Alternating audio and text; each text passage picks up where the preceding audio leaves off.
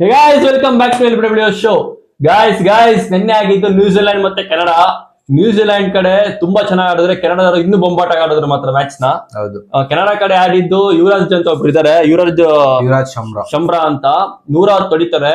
First century Pavan ಅದು second century guys, second century ಹೊಡೆದಿದ್ದು. Super ಆಗಿ ಆಡಿದ್ ಮಾತ್ರ. ಹೆಂಗ್ ಹೊಡಿತಿದ್ರು ಅಂದ್ರೆ ಮಾತ್ರ. ಆಕ್ಚುಲಿ ಇನ್ನೊಂದ್ ಹೇಳ್ತೀನಿ, ಅವ್ರ ಸ್ಟ್ಯಾಂಡ್ಸ್ ನೋಡಕ್ಕೆ ಸೇಮ್ ಅಭಿಷೇಕ್ ಶರ್ಮಾ ತರಾನೇ ಇದೆ. ಹೌದು, ನಿಮಗೆ ನೆನ್ಪಿರ್ಬೋದು, ಅಭಿಷೇಕ್ ಶರ್ಮಾ ಅವ್ರ ಮೆಂಟರ್ ಬಂದು ಯುವರಾಜ್ ಸಿಂಗ್. ಇವ್ರಿಗೂ ಇನ್ಸ್ಪಿರೇಷನ್ ಐಡಲ್ ಎಲ್ಲ ಯುವರಾಜ್ ಸಿಂಗ್ ಅಂತೆ. ಅವ್ರ ಅಪ್ಪ ಬಂದು ಯುವರಾಜ್ ಸಿಂಗ್ ನೇಮ್ ಬೇಸ್ಡ್ ಮೇಲೆನೆ ಇವ್ರಿಗೆ ಯುವರಾಜ್ ಅಂತ ಹೆಸರು ಇಟ್ಟಿದಂತೆ. ಈ ಕಡೆ ಯುವರಾಜ್, ಈ ಕಡೆ ಶಂಬ್ರಾ ಅಂತ ಇದೆ. ಶರ್ಮಾ ಅಂತ ಮಾಡ್ಕೊಂಡು ಸ್ವಲ್ಪ ಮಿಕ್ಸ್ ಆಗ್ಬಿಟ್ಟಿದೆ. ಅದು ಎರಡು ಮಾಡ್ಕೊಂಡು ಹಂಗೆ ಆಡಿದ್ವಿ, ಸಕ್ಕದ ಹೊಡೆದಿದ್ ಮಾತ್ರ. ನಾವ್ ಅನ್ಕೊಂಡಿರ್ಲಿಲ್ಲ ನ್ಯೂಜಿಲೆಂಡ್ ಟೀಮ್ ಮೇಲೆ ಕೆನಡಾ ಇಂದ ಬಂದ್ಬಿಟ್ಟು ಇಂಥ ಪ್ಲೇಯರ್ ಹಿಂಗ್ ಹೊಡಿತಾರೆ ಅಂತ ಅನ್ಕೊಂಡಿರ್ಲಿಲ್ಲ ನಾವು. ಅಷ್ಟ್ ಚೆನ್ನಾಗಿ ಆಡಿದ್ ಮಾತ್ರ ನಿನ್ನೆ, ಸಕ್ಕದಾಗಿ ಆಡಿದ್ದು. ಇನ್ನೊಂದೇನಂದ್ರೆ ಔಟ್ ಆಫ್ ದ ಬಾಕ್ಸ್ ಬಂದು ಆಡಿದ್ದು. ಹೌದು, ಯಾರು ಎಕ್ಸ್ಪೆಕ್ಟ್ ಮಾಡಿಲ್ಲ. ಆಮೇಲೆ ಹೈಯೆಸ್ಟ್ ರನ್ ಸ್ಕೋರರ್ ಬೇರೆ ಅವರು ಈ ಎಡಿಷನ್ ಅಲ್ಲಿ, ಹೈಯೆಸ್ಟ್ ರನ್ ಸ್ಕೋರರ್ ಬೇರೆ ಗೈಸ್.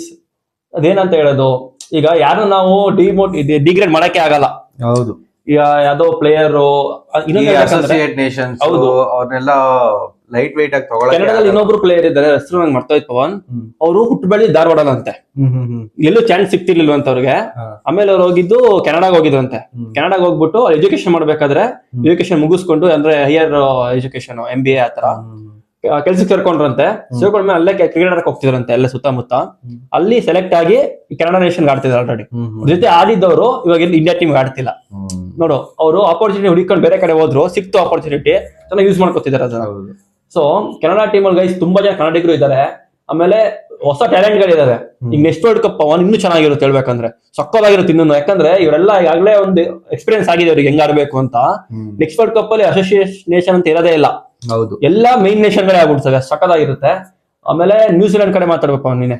ಆಕ್ಚುಲಿ ನ್ಯೂಜಿಲೆಂಡ್ ಬ್ಯಾಟಿಂಗ್ ಬಂದು ಸ್ಟಾರ್ಟಿಂಗ್ ಚೆನ್ನಾಗಿ ಆಡಿದ್ರು, 26 ರನ್ಸ್ ಏನೋ ಹೊಡೆದ್ರು ಫಿನ್ನಲ್ ಏನೋ. ಟೀಮ್ ಸೈಫರ್ಟ್ ಬಂದು 8 ರನ್ಸಿಗೆ ಔಟ್ ಆದ್ರು. ಓಕೆ, ಡಿಸೆಂಟ್ ಆಗಿ ಆಡಿದ್ರು ಫಿನ್ನಲ್ ಅವರು. ಬಟ್ ಇಬ್ರು ಓಪನರ್ಸ್ ವಿಕೆಟ್ ತೆಗೆದ್ರು. ಅಂಡ್ ದೆನ್ ಅವಾಗ ಬಂದಿದ್ರು ರಚಿನ್ ರವೀಂದ್ರ ಮತ್ತೆ ಗ್ಲೆನ್ ಫಿಲಿಪ್ಸ್. ಮ್ಯಾಚ್ ಒಂದು ಸೆಕೆಂಡ್ ಕೂಡ ಅವ್ರ ಕಡೆ ತಿರ್ಗಿಸಿಲ್ಲ ಅವರು. ಹೌದು, ಎಲ್ಲ ನ್ಯೂಜಿಲೆಂಡ್ ಕಡೆನೇ ಇತ್ತು ಆ ಮ್ಯಾಚ್. ಅವ್ರು ಬಂದಾದ್ಮೇಲೆ ಇಬ್ರು ಅಷ್ಟು ಚೆನ್ನಾಗಿ ಆಡಿದ್ರು. ಆಕ್ಚುಲಿ ರಚಿನ್ ರವೀಂದ್ರ ಫಾರ್ಮ್ ಅಲ್ಲಿ ಇರ್ಲಿಲ್ಲ. ಹೌದು, ಒಳ್ಳೆ ಆಪರ್ಚುನಿಟಿ ಸಿಕ್ತು ಅಸೋಸಿಯೇಟ್ ನೇಷನ್ಸ್ ಜೊತೆ ಆಡಿದ್ದು ಇವರಿಗೆ. ಒಳ್ಳೆ ಫಾರ್ಮಿಗೆ ಬಂದ್ರು. And also Glenn Phillips, oh my God, ಏನ್ ಆಡಿದ್ರು. ನಿಂಗೆ ಇದನ್ನ ಹೇಳಲೇಬೇಕು ನಾನು. ನಾನು ಮ್ಯಾಚ್ ಫುಲ್ ನೋಡಿದೆ. ಆ ಮ್ಯಾಚ್ ನಾನು ನ್ಯೂಜಿಲೆಂಡ್ ಬ್ಯಾಟಿಂಗ್ ಆಡ್ಬೇಕಾದ್ರೆ ಫುಲ್ ನೋಡಿದೆ. ವಿಕೆಟ್ ಬಿದ್ದ ನೋಡ್ಲಿಲ್ಲ, ಫಸ್ಟ್ 2 ವಿಕೆಟ್ ಬಿದ್ದ ನೋಡ್ಲಿಲ್ಲ. ಆಮೇಲೆ ಫುಲ್ ಶುರು ನೋಡಕ್ಕೆ ಗ್ಲೆನ್ ಫಿಲಿಪ್ಸ್ ಹೊಡಿತಿದ್ದಾರೆ ಬಾಲ್ ನ. ಬೌಂಡರಿ ಕೈಗೆ ಸಿಗೋ ಬಾಲ್ ಬಿಡ್ತಿದಾರೆ ಅವರು. ಅಷ್ಟು ಸ್ಪೀಡ್ ಬರ್ತಿದೆ ಬಾಲು, ಮುಟ್ಟು ಕೈ ಮುರಿದೋಗುತ್ತೆ ಅನ್ನೋ ತರ. ಒಂದು ಶಾರ್ಟ್ ಫುಲ್ ಶಾಟ್ ಹೊಡೆದ್ರು ನೆಲದಲ್ಲೇ. ಆ ಬಾಲ್ ಎಷ್ಟು ಸ್ಪೀಡ್ ಇತ್ತು ಅಂದ್ರೆ, ಫೀಲ್ಡರ್ಸ್ ಇಲ್ಲೇ ಇದಾರೆ, ಒಂದು 10 ಮೀಟರ್ಸ್ ಮುಂದೆ ಇದಾರೆ ಅಷ್ಟೇ. ಸ್ವಲ್ಪ ಹೊಡೋ ಕೈ ಇಕ್ಕರೆ ಸಿಕ್ಬಿಡುತ್ತೆ ಬಾಲು, ಅಷ್ಟು ಈಸಿ ಇದೆ. ಬಿಡ್ತಿದ್ದಾರೆ ಬಾಲ್, ಹಿಂಗ್ ಹೋಗ್ಬಿಟ್ಟು ಕೈ ಎತ್ಬಿಟ್ರು ಹಿಂಗೆ. ನಾ ಏನಕ್ಕೆ ಹಿಂಗ್ ಮಾಡ್ತಾರೆ ಅಂದ್ರೆ, ಬಾಲ್ ಹಂಗ್ ಬರ್ತಿದೆ. ಕಮೆಂಟೇಟರ್ ಹೇಳ್ತಿದ್ದಾರೆ, ಬಾಲ್ ಎಷ್ಟೋ ಕಿಲೋಮೀಟರ್ ಸ್ಪೀಡ್ ಬರ್ತಿತ್ತಂತೆ, ಮುಟ್ಟಿದ್ರೆ ಪಕ್ಕ ಇಂಜುರಿ ಆಗುತ್ತೆ, ಅಷ್ಟು ಸ್ಪೀಡ್ ಬರ್ತಾರೆ. ಹಂಗ್ ಹೊಡಿತಿದ್ ಮಾತ್ರ ಗ್ಲೆನ್ ಫಿಲಿಪ್ಸ್ ಅವರು. ಆಕ್ಚುಲಿ ಗ್ಲೆನ್ ಫಿಲಿಪ್ಸ್ ಬಾಡಿ ಬಂದು ವೆಲ್ ಬಿಲ್ಟ್ ಬಾಡಿ. ಹೌದು, ಇದನ್ನ ಹೇಳ್ಬೇಕು ನಿಮ್ಗೆ ನಾನು. ಡೈಲಿ 800 ಪುಷಪ್ಸ್ ಹೊಡಿತಾರಂತ. 800 ಪುಷಪ್ಸ್ ಗೈಸ್, ಹೊತ್ತೊಳಕ್ಕೆ ಆಗಲ್ಲ ಕರೆಕ್ಟ್ ಆಗಿ. 800 ಅರ್ಥ ಮಾಡ್ಕೊಂಡು ಎಷ್ಟು ಫಿಟ್ ಆಗಿದ್ದಾರೆ ಅಂತ. ಅದಕ್ಕೆ ಫೀಲ್ಡಿಂಗ್ ಕೂಡ ಹಂಗೆ ಮಾಡೋದವರು. ಸೊ ನಿನ್ನೆ ನ್ಯೂಜಿಲೆಂಡ್ ಗೆದ್ರು, ಮ್ಯಾಚ್ ನ ಈಸಿಯಾಗಿ ಗೆದ್ರು ಹೇಳ್ಬೇಕಂದ್ರೆ. ನಾವು ಅನ್ಕೊಂಡ್ವಿ ಫಸ್ಟ್ 2 ವಿಕೆಟ್ ಹೋದಾಗ ಸೋಲ್ಬಹುದು ಅಂತ ಅನ್ಕೊಂಡ್ವಿ. ಬಟ್ ಅವ್ರಿಬ್ರು ಆಡಿ ಮ್ಯಾಚ್ ಗೆಲ್ಲಿಸ್ಕೊಟ್ಟಿದ್ದು. ಅವರು ಕ್ವಾಲಿಫೈ ಆಗೋದ್ರು. ಆಕ್ಚುಲಿ ಅವ್ರು ಫಸ್ಟ್ ಕ್ವಾಲಿಫೈ ಆಗ್ಬಿಟ್ಟಿದ್ರು. ಹೌದು. ಅಂಡ್ ದೆನ್ ಸೆಕೆಂಡ್ ಮ್ಯಾಚ್ ಬಂದು ಐರ್ಲೆಂಡ್ ಮತ್ತೆ ಜಿಂಬಾಬ್ವೆ. ಆಕ್ಚುಲಿ ಅಲ್ಲಿ ಬಂದು ಓಕೆ, ಮಳೆ ಬಂತು, ಆಡಿಲ್ಲ ಮ್ಯಾಚ್. ಮೇ ಬಿ ಆಡಿದ್ರೆ ಆಸ್ಟ್ರೇಲಿಯಾ ಚಾನ್ಸ್ ಇರ್ತಿತ್ತು. ಹೌದು, ಮಳೆ ಬಂದು ಆ ಪಾಯಿಂಟ್ ಶೇರ್ ಆಗಿದ ತಕ್ಷಣ Australia eliminate ಆಗ್ಬಿಟ್ರು. And then third match, second match ಮಾತಾಡ್ಬೇಕು ಸ್ವಲ್ಪ ನಾನು. ಮ್ಯಾಚ್ ಎಲ್ಲ ಅಂದ್ರೆ ಆಗಲ್ಲ ಗೊತ್ತಾದ್ಮೇಲೆ ಕ್ಯಾಪ್ಟನ್ಸ್ ಕರೀತಾರೆ. ಕರೆದ್ಬಿಟ್ಟು ಫಸ್ಟ್ ಮಾತಾಡ್ತಾರೆ ಅಂಪೈರ್, ಹಿಂಗ್ ಮ್ಯಾಚ್ ಮಾಡಕ್ ಆಗಲ್ಲ, ಇನ್ನೊಂದ್ ದಿನ ಆಡ್ತೀರಾ ಅಂತನೋ, ಇಲ್ಲ ಅಂದ್ರೆ ಮ್ಯಾಚ್ ನ ಹಿಂಗೆ ಇಬ್ರಿಗೆ ಒಂದೊಂದು ಪಾಯಿಂಟ್ ಕೊಡ್ತೀವಿ ಅಂತ. ಜಿಂಬಾಬ್ವೆ ಒಪ್ಕೋತಾರೆ. ಒಪ್ಕೊಂಡ್ಬಿಟ್ಟು ಡ್ರೆಸ್ಸಿಂಗ್ ಹೋಗಿ ಫುಲ್ ಡ್ಯಾನ್ಸ್. ಯಾಕೆ ಕ್ವಾಲಿಫೈ ಆಗೋದ್ರು ಅವರು. ಆಸ್ಟ್ರೇಲಿಯಾ ಬರಕ್ ಚಾನ್ಸೇ ಇಲ್ಲ ಇನ್ಮೇಲೆ. ಅವ್ರು ಇನ್ನೊಂದು ನೆಕ್ಸ್ಟ್ ಮ್ಯಾಚ್ ಗೆದ್ರು ಬರಕ್ ಆಗಲ್ಲ ಅವರು. ಸೊ ಜಿಂಬಾಬ್ವೆ ಮತ್ತೆ ಶ್ರೀಲಂಕಾ ಅವ್ರ ಟೀಮ್ ಅವ್ರ ಗ್ರೂಪ್ ಕ್ವಾಲಿಫೈ ಆಗೋದು. ಆಕ್ಚುಲಿ ಪ್ರೀತಮ್, ಅದೊಂದು ಫಾರ್ಮಾಲಿಟಿ ಅದು. ಇವಾಗ ಮ್ಯಾಚ್ ಅಬಂಡನ್ ಮಾಡ್ತಾರೆ ಅಂದ್ರೆ ಇಬ್ರು ಕ್ಯಾಪ್ಟನ್ಸ್ ಕರೆದ್ಬಿಟ್ಟು ಮಾತಾಡ್ಸ್ಬಿಟ್ಟು ಹ್ಯಾಂಡ್ ಶೇಕ್ ಕೊಟ್ಬಿಟ್ಟು ಲೈಕ್ ಕಳ್ಸ್ಬಿಡ್ತಾರೆ. ಅವರು ಒಪ್ಕೊಳ್ಳೇಬೇಕು, ಇನ್ನೆಲ್ಲ ಆಡಕ್ಕಾಗುತ್ತೆ ಮ್ಯಾಚ್. ಇನ್ನ ಥರ್ಡ್ ಮ್ಯಾಚ್ ಬಗ್ಗೆ ಮಾತಾಡ್ಬೇಕಂದ್ರೆ ಹೇಳ್ಪವ ನೀನೆ. ಸ್ಕಾಟ್ಲ್ಯಾಂಡ್ ಮತ್ತೆ ನೇಪಾಲ್. ಸ್ಕಾಟ್ಲ್ಯಾಂಡ್ ಒಳ್ಳೆ ಟಫ್ ಕೊಟ್ರೆ ಆಕ್ಚುಲಿ. ಒಳ್ಳೆ ಸ್ಕೋರ್ ಕೊಟ್ರು ಇವರಿಗೆ ಯಾರಿಗೆ ಟೀಮ್ ಹೆಸರೇ ಮರ್ತೈತು, ಐರ್ಲೆಂಡ್ಗೆ. ಅಂಡ್ ದೆನ್ ಐರ್ಲೆಂಡ್ ಯಾವ್ದು ನೋಡು ಎಲ್ಲ ಟೀಮ್ ಒಂದೇ ತರ ಹೆಸರಿರೋದ್ರಿಂದ ನೇಪಾಲ್, ಸ್ಕಾಟ್ಲ್ಯಾಂಡ್, ನೇಪಾಲ್. ನಾನು ಕರೆಕ್ಟ್ ಆಗಿ ಹೇಳಿದ್ರೆ ಕನ್ಫ್ಯೂಸ್ ಮಾಡ್ಬಿಟ್ಟ. ಸ್ಕಾಟ್ಲ್ಯಾಂಡ್ ಅವರು ನೇಪಾಲ್ಗೆ ಒಳ್ಳೆ ಸ್ಕೋರ್ ಕೊಟ್ರು ಆಕ್ಚುಲಿ. ಅಂಡ್ ದೆನ್ ನೇಪಾಲ್ ಕಡೆ ಅವರು ಯಾರು ಬಿಟ್ಟು ಕೊಟ್ಟಿಲ್ಲ ಮ್ಯಾಚ್ನ, ಅಷ್ಟು ಈಸಿಯಾಗಿ ಬಿಟ್ಟಿಲ್ಲ. ಸ್ಟಾರ್ಟಿಂಗ್ ಬಂದು ಯಾರು ಬೂಟೆಲ್ ಅವ್ರು ಸಕಾಲಾಗಿ ಆಡಿದ್ರು, 40+ ಸ್ಕೋರ್ ಹೊಡಿದ್ರು. ಅಂಡ್ ದೆನ್ ದೀಪೇಂದ್ರ ಸಿಂಗ್ ಐರಿ ಒಳ್ಳೆ ನಾಕ್, ಇಂಡಿಯನ್. ಅವರು ಲೈಕ್ ನಾವು ಅವತ್ತು ಓದಿಸ್ತಿ ವಿಡಿಯೋದಲ್ಲೇ ಹೇಳಿದ್ದು, ಈ ಬೇಸ್ಮೆಂಟ್ ಬಂದು ಇಂಡಿಯನ್ಸ್ಗೆ ಅಷ್ಟು ಚೆನ್ನಾಗಿರುತ್ತೆ. ಲೈಕ್ ಅವ್ರು ಡಿಫೆನ್ಸ್ ಆಡೋದಿರ್ಲಿ, ಶಾರ್ಟ್ಸ್ ಹೊಡೆಯೋದಿರ್ಲಿ, ಅಷ್ಟು ಚೆನ್ನಾಗಿರುತ್ತೆ. ಅವ್ರ ಶಾರ್ಟ್ಸ್ ನೋಡ್ತಾ ನೋಡ್ತಾ ನಮ್ಗೆ ಗೊತ್ತಾಗ್ಬಿಡ್ತು, ಓ ಇವ್ರು ಇಂಡಿಯನ್ ಅಂತ.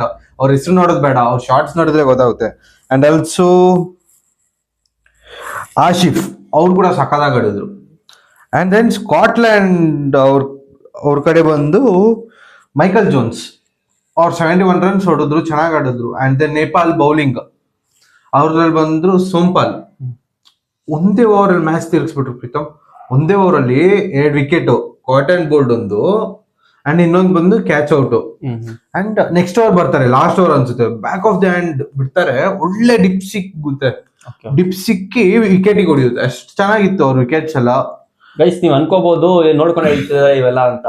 ಆಕ್ಚುಲಿ ಇವ್ರದ್ದು ನಮಗೆ ಎಲ್ಲೂ ಸ್ಟ್ಯಾಟ್ಸ್ ಸಿಗಲ್ಲ, ಹೆಸರುಗಳು ನಮಗೆ ಅಷ್ಟು ಈಸಿಯಾಗಿ ಬಾಯ್ಪಾಟ್ ಆಗಿರಲ್ಲ. ಈಗ ಆಸ್ಟ್ರೇಲಿಯಾ, ಇಂಗ್ಲೆಂಡ್, ನ್ಯೂಜಿಲೆಂಡ್, ಇಂಡಿಯಾ ಇವೆಲ್ಲ ನೀವು ಕಣ್ಣು ಮುಚ್ಕೊಂಡು ಕೇಳಿದ್ರು ಹೇಳ್ಬಿಡ್ತೀವಿ ಯಾವ ಪ್ಲೇಯರ್ಸ್ ಇದಾರೆ, 15 ಪ್ಲೇಯರ್ಸ್ ಹೇಳ್ಬಿಡ್ತೀವಿ ನಾವು. ಬಟ್ ಈ ಟೀಮ್ಗಳು ಅಷ್ಟು ಈಸಿಯಾಗಿ ಬರಲ್ಲ ಅವ್ರದ್ದು, ಸೊ ಅದಕ್ಕೆ ನೋಡ್ಕೊಂಡು ಹೇಳ್ತೀವಿ. ಬಟ್ ಆದ್ರೂ ಅಷ್ಟು ಚೆನ್ನಾಗಿ ಆಡ್ತಿದ್ದಾರೆ. ಹೌದು, ತುಂಬಾ ಚೆನ್ನಾಗಿ ಆಡ್ತಿದ್ದಾರೆ. ಇನ್ಮೇಲೆ ಹೆಸರು ನೆನ್ಪಿಟ್ಕೋಬೇಕು ಅಂತ ಸ್ಟೇಟ್ಮೆಂಟ್ ಮಾಡ್ತಿದ್ದಾರೆ ಅವ್ರು ನಮ್ದು.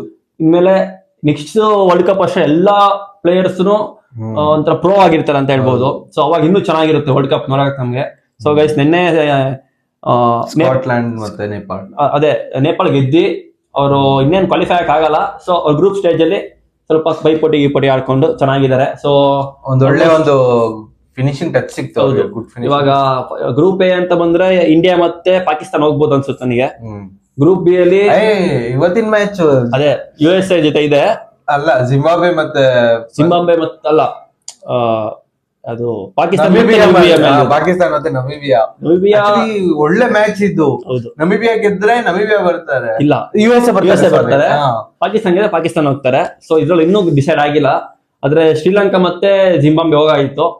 ವೆಸ್ಟ್ ಇಂಡೀಸ್ ಮತ್ತೆ ಯಾವ್ದೋಗಿದ್ದು, ಮತ್ತೆ ಇಂಗ್ಲೆಂಡ್ ಹೋಯ್ತು. South Africa, New Zealand. So guys ಎಲ್ಲ ಒಳ್ಳೆ ಟೀಮೇ. ಇನ್ನೊಂದು ಹೇಳ್ಬೇಕು ನಿಮಗೆ, ಇಂಡಿಯಾ ಇದುವರೆಗೂ ವರ್ಲ್ಡ್ ಕಪ್ಸ್ ಅಲ್ಲಿ ಶ್ರೀಲಂಕಾ ಮತ್ತೆ ವೆಸ್ಟ್ ಇಂಡೀಸ್ ನ ಬೀಟೇ ಮಾಡಿಲ್ಲ, ನ್ಯೂಜಿಲೆಂಡ್ ಬೀಟ್ ಮಾಡಿಲ್ಲ. 3 ಟೀಮ್ ಕ್ವಾಲಿಫೈ ಆಗಿದೆ ಇವಾಗ.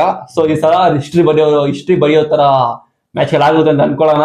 ಸೊ ಇದಾಗಿತ್ತು ನಮ್ದು ಪೋಸ್ಟ್ ಮ್ಯಾಚ್ ರಿವ್ಯೂ. ಗೈಸ್ ನಾಳೆ ಸಿಗೋಣ, ಇದೇ ತರ ವಿಡಿಯೋಸ್ ಮಾಡ್ತಾ ಇರ್ತೀವಿ. ಸಪೋರ್ಟ್ ಮಾಡಿ, ಶೇರ್ ಮಾಡಿ, ಸಬ್ಸ್ಕ್ರೈಬ್ ಮಾಡಿ. So see you next video guys. Bye bye. ಎಂತ ರಾಗ ಆಯ್ತು ಕಣ.